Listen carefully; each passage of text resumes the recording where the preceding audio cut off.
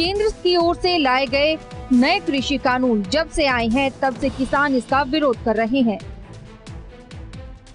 इसका नतीजा ये रहा कि पहले किसान अपने अपने राज्यों में आंदोलन कर रहे थे, लेकिन सरकार की ओर से मांगे पूरी नहीं करने पर किसान दिल्ली कूच करने लगे, जिससे आज दिल्ली से सटे सभी बॉर्डर पर लाखों की संख्या में किसान डटे हुए हैं,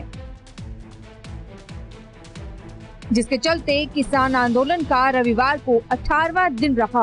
किसानों की मांग है तो बस एक कि कृषि कानूनों को वापस लिया जाए। हालांकि इसी बीच सरकार और किसानों के बीच 5 दौर की वार्ता भी हुई, लेकिन सब बेनतीजा रही। सरकार संशोधन को राजी है, लेकिन किसान कृषि कानून वापस लेने की बात पर अड़े हैं। वहीं दूसरी ओर हरियाणा के डिप्टी सीएम भी अब सामने आए हैं। उन्होंने केंद्रीय कृषि मंत्री, रक्षा मंत्री और पीयूष गोयल से मुलाकात की, जिसके बाद उन्होंने कहा, देखिए 6 दौर की लंबी बातचीत किसान संगठनों के लीडर्स में और सेंट्रल गवर्नमेंट में रही है और मैं होपफुल हूँ जिस तरीके से चर्चा केंद्र सरकार कर रही है कि वो भी चाहती है कि इस पे नतीजे निकले और जिससे किसानी का भी लाभ हो। जो उनके सुझाव थे केंद्र ने लिखित में अधिकतम मानने का काम किया है। 1-2 सुझावों पे कहीं आज भी कोई स्टैंड ऑफ है तो उसको केंद्र भी क्लियर करने को तैयार है, मगर चर्चा वार्ता का ही नतीजे लेकर आएगा और मैं उम्मीद रखता हूँ कि अगले 24 से 48 घंटे के बीच में फाइनल दौर की चर्चा कर इस पे कुछ कंक्लूसिव केंद्र सरकार और किसान संगठन रिजल्ट ला पाए।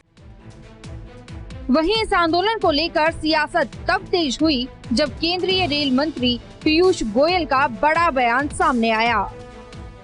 भारत सरकार के द्वार 24 घंटे हमारे किसानों के भाई बहनों के लिए खुले हैं।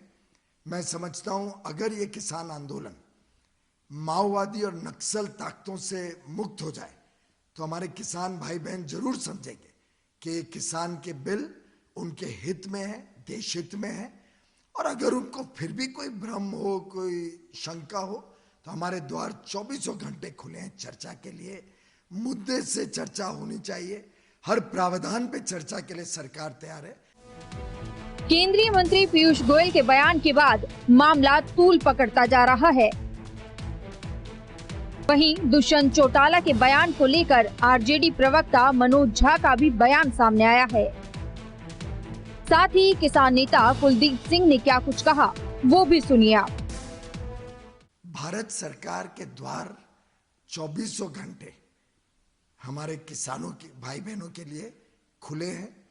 मैं समझता हूं अगर ये किसान आंदोलन माओवादी और नक्सल ताकतों से मुक्त हो जाए तो हमारे किसान भाई बहन जरूर समझेंगे कि किसान के बिल उनके हित में है, देश हित में है। और अगर उनको फिर भी कोई भ्रम हो, कोई शंका हो तो हमारे द्वार 24 घंटे खुले हैं।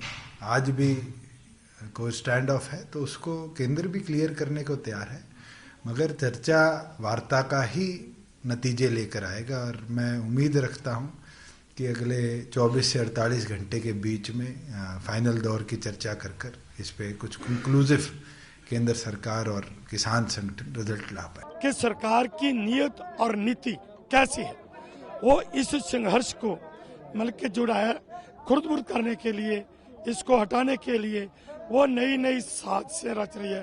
कभी कुछ करती है, आपको पता है हमने लड़के पकड़ाए, लड़कियां पकड़वाई और क्या किया उनका ये तो बताएं। ये हमारे को कभी कहते हैं कि ये कांग्रेस के एजेंट हैं, कभी कहते हैं ये खालिस्तानी है, कभी कहते हैं ये नक्सलाइट है, कभी कुछ कहते हैं, कभी अब कहना शुरू कर दिया है कि ये तो पाकिस्तान और चाइना इनको चला रही है। क्या यूएनओ को भी पाकिस्तान और चाइना चला रहा है?